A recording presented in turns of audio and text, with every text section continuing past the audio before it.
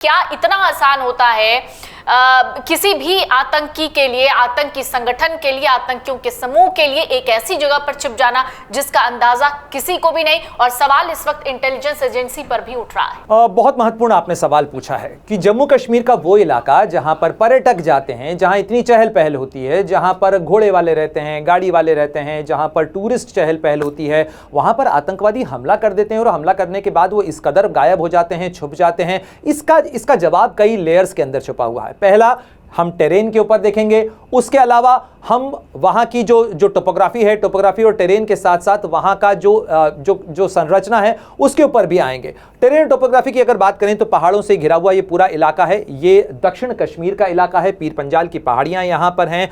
पर्यटक यहाँ पर पहुँचते ज़रूर हैं। पहलगाम जो है वो अनंतनाग जिले के अंदर स्थित है और इस अनंतनाग जिले के अंदर, इस पहलगाम के अंदर, जो कि श्रीनगर से करीब 100 किलोमीटर की दूरी पर है, और अगर हम LOC की बात करें, लाइन ऑफ कंट्रोल की बात करें, तो यहाँ से करीब 300 से 400 किलोमीटर की दूरी जो है वो इसकी पड़ती है। लेकिन यहाँ पे ये देखिए आप, मैं जैसे आपसे कह रहा था, ये पुलवामा, जहाँ पर पुलवामा का आतंकी हमला फरवरी 2019 के अंदर हुआ था, और ये पहलगाम है। इन दोनों के बीच की दूरी कोई बहुत ज़्यादा नहीं है। साथ ही ये वो इलाका है जहाँ पर टूरिस्ट भी जाते हैं।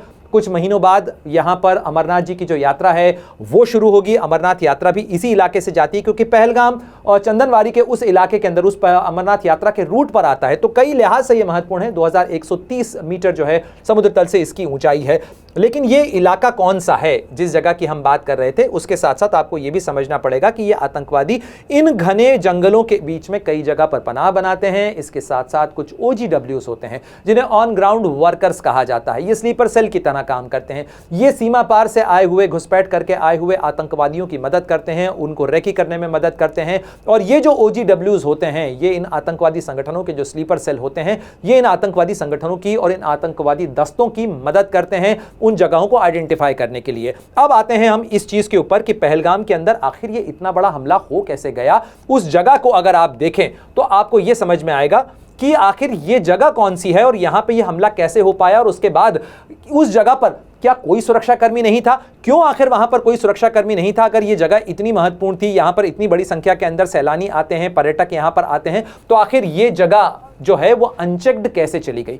इस सवाल का एक महत्वपूर्ण जवाब तो यह है कि पहली बात तो यह है कि इस पूरे इलाके के अंदर चूंकि पर्यटक आते हैं, पर्यटकों को आतंकवादी निशाना नहीं बनाते रहे, ये आमतौर पर धारणा थी। हालांकि जो धार्मिक यात्राएं हैं, चाहे अमरनाथ यात्रा हो या इससे पहले जो है रियासी के अंदर जो हमला हुआ था, बस के ऊपर हमला हुआ था, कई बार जो तीर्थयात्री हैं उनको निशाना बनाया जाता रहा है।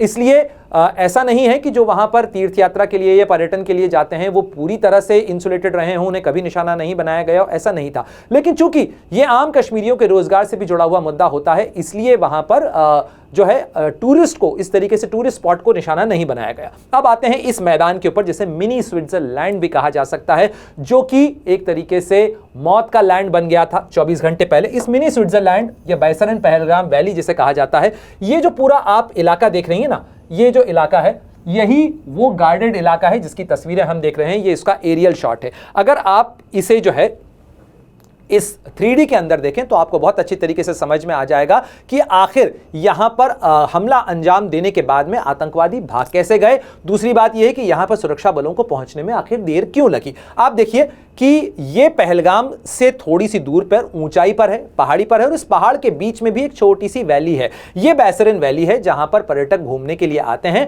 और ये जो इलाका आप देख रहे हैं, यहां पर एक बहुत सुंदर सा मीडो बना हुआ है, यहां पर गेट बना हुआ है और वहां पर टिकट लेकर लोगों को एंट्री कराई जाती है। यहां पर ऊंचे पहाड़ के इलाके के अंदर घोड़े वाले होते हैं जो पर्यटकों को जो है घुमाने के लिए ले जाते हैं यहां पर, और ये एक बड़ी सुंदर टूरिस्ट स्पॉट की जगह है। लेकिन अगर आप देखें तो ये पहलगाम है। कहां पर है पहलगाम? ये है पहलगाम, ये पहलगाम है। पहलगाम से आप इतनी दूर आते हैं और ये जो इलाका है ये वो स्पॉट था जहां पर आतंकवादियों ने इस हमले को अंजाम दिया। तो अब आप देखिए, यहां से अगर कोई व्यक्ति आता है या अगर रसद भी आती है, पुलिस को भी बुलाया जाता है, तो इस इलाके तक यहां पहुंचने में उसे उस रास्ते से होकर गुजरना पड़ता है, जिसको क्रॉस करने में करीब करीब 1 घंटे का वक्त लग सकता है। साथ ही ये जो सेना की 3 RR है, यानी राष्ट्रीय राइफल्स की जो 3 यूनिट है, उसके भी एरिया के अंदर जरूर आता है। लेकिन चूंकि ये टूरिस्ट स्पॉट है, ये किसी तरीके का मिलिट्री एस्टैब्लिशमेंट नहीं है, इसलिए यहां पर उस तरीके की जो सैनिक दस्ते रास्ते हैं या जिस तरीके से जो वहां पर रोड पर चौकियां लगती हैं, उस तरीके की कोई व्यवस्था नहीं थी। आमतौर पर इसे एक सुरक्षित जगह माना जाता रहा। अब जी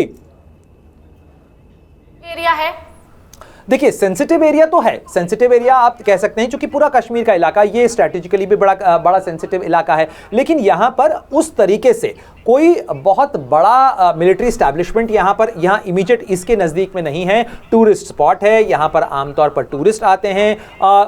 रात के समय में ये इलाका खाली हो जाता है, वैसी कोई बहुत ज़्यादा बसाहट यहाँ पर नहीं है। यहाँ पहलगाम से लोग आते हैं, घूमने के लिए आते हैं, इस जगह पे फ़ोटो खिंचवाते हैं, यहाँ पर लोग अपना घूमते हैं और उसके बाद शाम तक देर शाम होते हुए यहाँ से लोग चले जाते हैं। देख रहे हैं तो हमारे चैनल को सब्सक्राइब कर बेल आइकन दबाएं और फेसबुक पर देख रहे हैं तो हमारे पेज को लाइक करें। 8 मिलियन प्लस सब्सक्राइबर, आपके इस भरोसे के लिए बहुत धन्यवाद।